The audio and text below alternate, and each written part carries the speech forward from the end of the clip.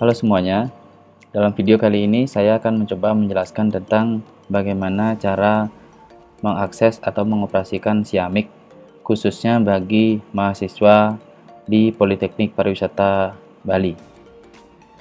Sebelum saya mulai, saya perkenalkan dulu, nama saya Wira dari bagian atau unit Sumber Daya Informasi atau biasa disingkat dengan USDI yang berada di bawah bagian akademik. Sebelum kita lanjutkan, saya informasikan terlebih dahulu tentang sejarah singkat Siamik. Untuk diketahui, Siamik adalah singkatan dari Sistem Informasi Akademik yang mulai dikembangkan sejak tahun 2010. Siamik ini adalah aplikasi yang dibuat atau dikembangkan sendiri oleh tim akademik di Poltekpar Bali atau pada saat itu masih bernama Sekolah Tinggi Pariwisata Nusa Dua Bali atau STP Nusa Dua Bali. Pada awalnya, Siamik adalah sistem informasi sederhana yang mengelola data dosen, kemudian dikembangkan dengan ditambahkan data mahasiswa dan terus berkembang sampai dengan saat ini. Bahkan pada saat ini pun, sistem informasi akademik ini terus kita kembangkan sehingga dapat menyesuaikan dengan kebutuhan yang ada di Poltekpar Bali. Baik, untuk mempersingkat waktu, kita langsung saja. Untuk mengakses Siamik, caranya adalah dengan membuka browser dan mengetikkan alamat siamik.ppb.ac.id. Tampilannya kurang lebih seperti ini. Anda bisa menggunakan browser Mozilla Firefox, Chrome, ataupun browser yang lainnya. Tampilan awalnya adalah seperti ini. Di sini silakan masukkan username atau inisial atau NIM. Username ini adalah untuk operator atau admin, sedangkan inisial ini adalah untuk dosen, sedangkan bagi mahasiswa yang Anda masukkan di sini adalah NIM. Kemudian di bagian bawahnya masukkan password, lalu klik tombol login atau tekan tombol enter. Di sini saya akan mencoba tampilan mahasiswa. Misalkan NIM-nya 19108 120. Saya tambahkan informasi untuk diketahui 19 di sini artinya ini adalah angkatan 2019, 108 ini adalah kode prodinya, dan 120 adalah nomor urutnya di prodi itu pada angkatan tersebut. Silahkan masukkan password Anda. Kemudian klik tombol login atau tekan tombol enter.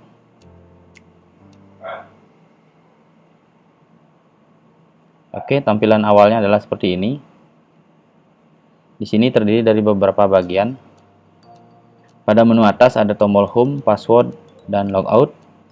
Kemudian ada menu di sebelah kiri yang terdiri dari beberapa bagian yaitu kemahasiswaan, akademik, keuangan, dan lain. Kemudian untuk tampilan sendiri di sini di bagian header ini masih ada tampilan lama, jadi belum sempat kita update. Nanti akan segera kita update karena sebelumnya nama kampus kita adalah Sekolah Tinggi Pariwisata Nusa Dua Bali dan ke depan akan segera kita update. Kemudian di sebelah kiri di sini ada tampilan atau username atau NIM mahasiswa yang sedang login. Di bawahnya ada tampilan foto.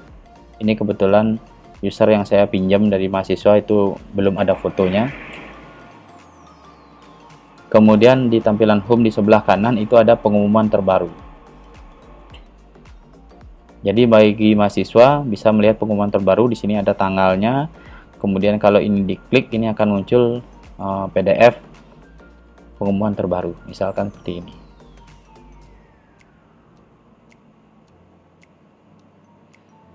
Dan bagi mahasiswa diharapkan atau diwajibkan untuk selalu melihat pengumuman terbaru yang ada di Siamik.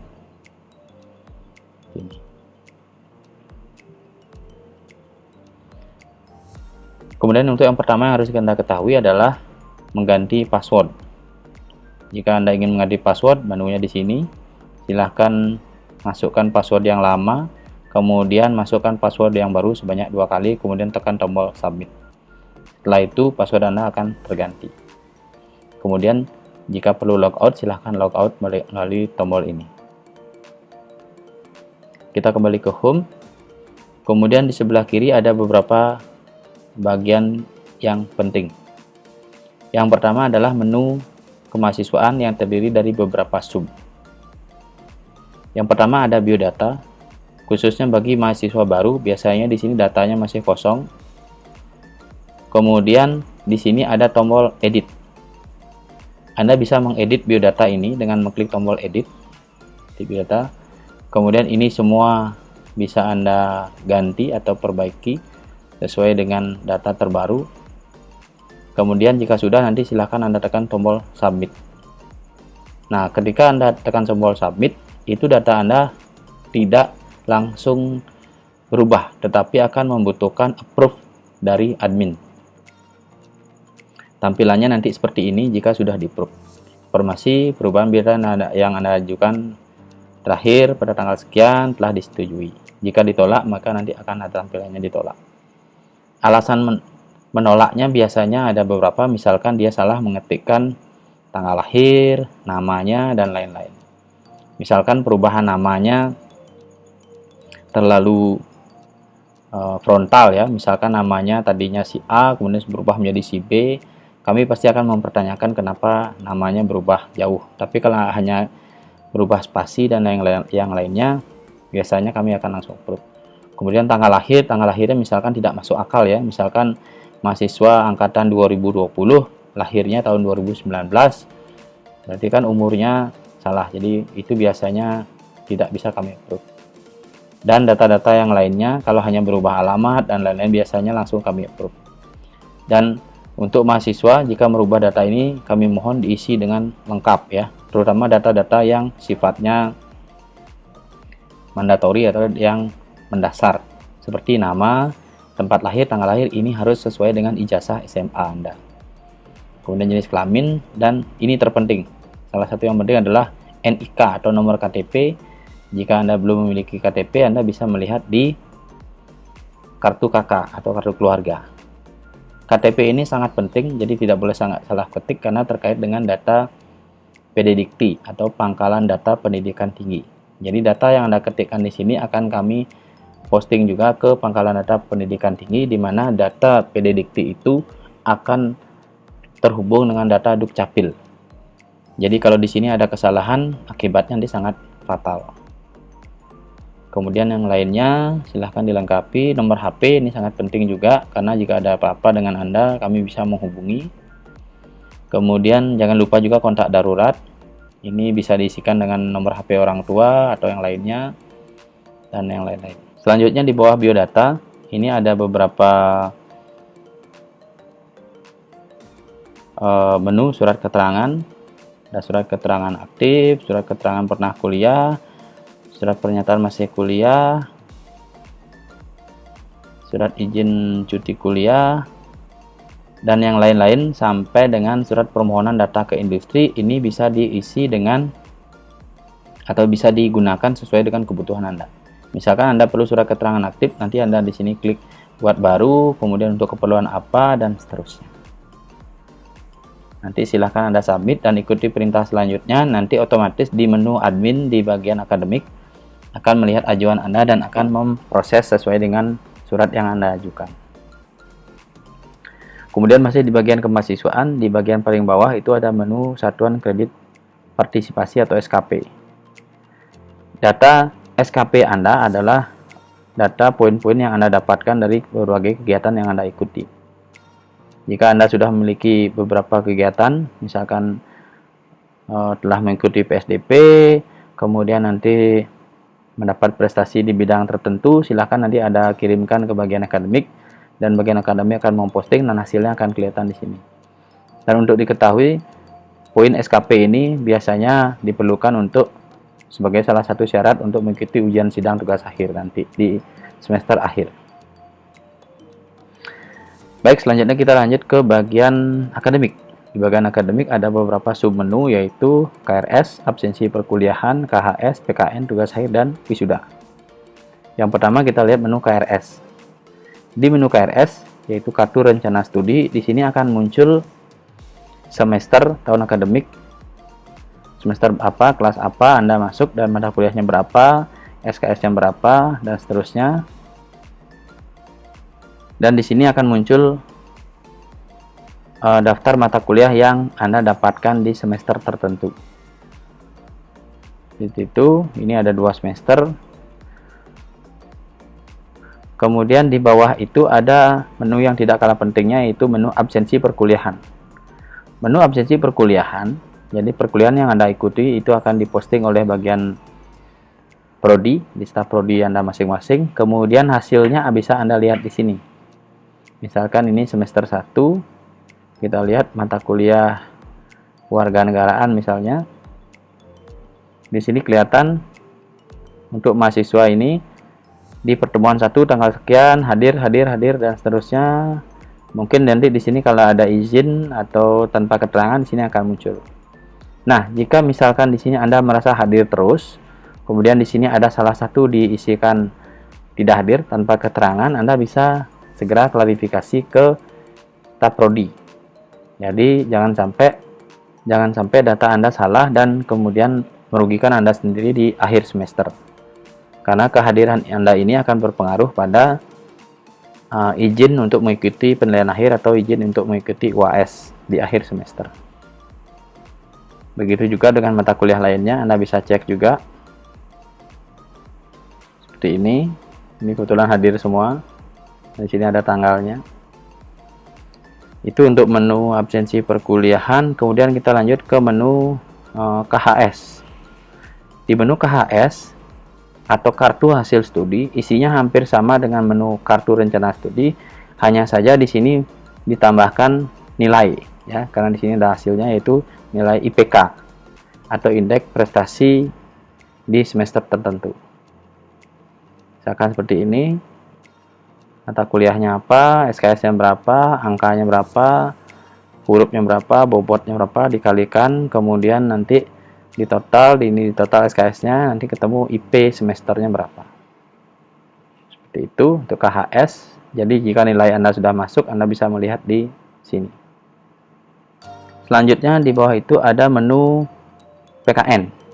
Nah, di menu PKN ini nanti akan muncul jika Anda sudah mengikuti praktek kerja nyata atau praktek kerja industri ya.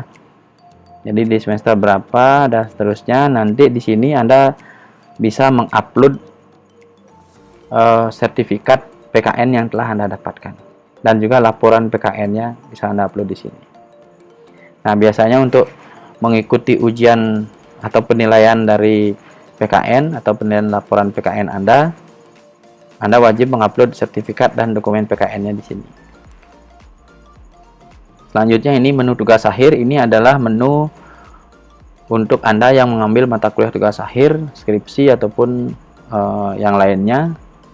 Nanti Anda bisa ikutin perintahnya di sini seperti apa. Kemudian di sini ada formulirnya dan ada menu downloadnya dan seterusnya. Selanjutnya masih di menu akademik, yang terakhir itu ada menu wisuda. Nah, di sini nanti halaman ini hanya bisa diakses setelah Anda melakukan pendaftaran ujian sidang tugas akhir. Itu untuk menu akademik. Selanjutnya ada menu keuangan. Di sini hanya ada satu submenu, yaitu riwayat pembayaran. Nah, riwayat pembayaran ini juga merupakan salah satu menu yang sangat penting di Siamik, yaitu gunanya untuk melihat riwayat pembayaran Anda.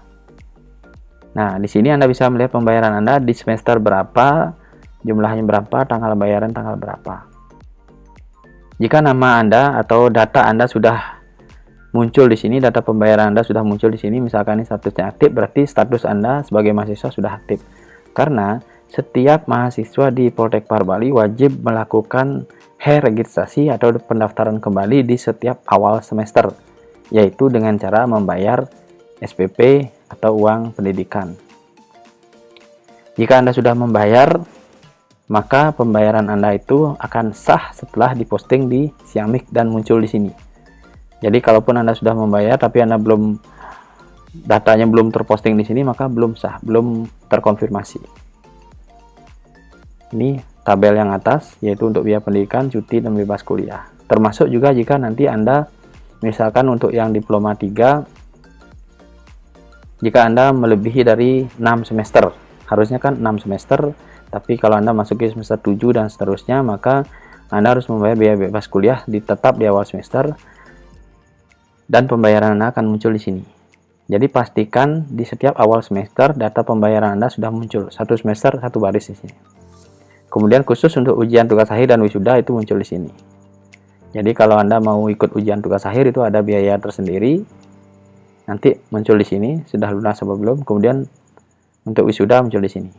Jadi dari tabel ini juga sudah bisa terlihat biaya Anda ke depan seperti apa. Yaitu ada SPP setiap semester, kemudian ada biaya bebas kuliah jika melebihi masa kuliah nanti, kemudian ada biaya tugas akhir, ada wisuda.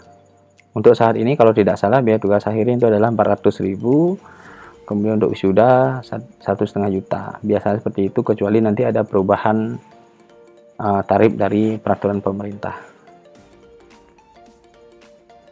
Itu jadi sekali lagi saya tekankan bahwa menurut pembayaran ini wajib Anda cek khususnya di awal semester untuk memastikan bahwa pembayaran Anda atau status Anda sudah terposting di sini. Kemudian ini ada beberapa menu lain, yaitu menu pencarian atau search untuk mencari dosen atau mencari tugas akhir, dan ada menu download. Nah, menu download ini ada beberapa dokumen yang bisa Anda download, di mana menu download ini bisa jadi nanti berubah sesuai dengan keperluan. Ini kebetulan ada logo, ada pedoman tugas akhir, dan beberapa dokumen yang bisa Anda download.